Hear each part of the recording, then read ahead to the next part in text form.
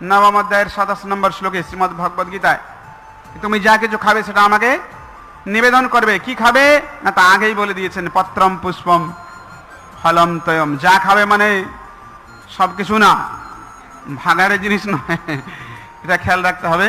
ভগবান বলে দিয়েছেন কি কি খাবেন। পত্রম পুষ্পম ফলম তয়ম যমে ভক্তা প্রযচ্ছতি।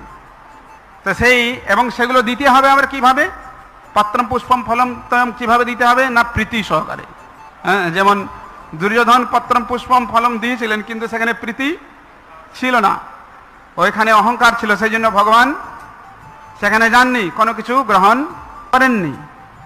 তাই যদি আমরা ভগবানের সম্পদ ভগবানকে না জানিয়ে গ্রহণ করি, সেটা এক হচ্ছে চুরি করা, এবং জানিয়ে ভগবানকে জানিয়ে গ্রহণ করলেও সেটা যেন আবার প্রীতি থাকে, তার মধ্যে প্রীতি থাকলে তাহলে ভগবান সেটাতে তিনি তার ভক্তের প্রতি অত্যন্ত প্রসন্ন হন।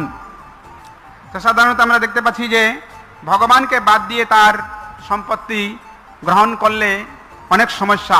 তাই যারা বুদ্ধিমান হবে, যে জন কৃষ্ণ ভজে সে বড় চতুর, তারা জানবেন যে সব কিছুর মালিক ভগবান, তাই তিনি ভগবানকে সব কিছু নিবেদন করে এবং সব কিছুকেই ভগবানের সম্পত্তি বলে মনে করে তিনি সেভাবে সেটাকে ভগবানের সেবায় ব্যবহার করবেন।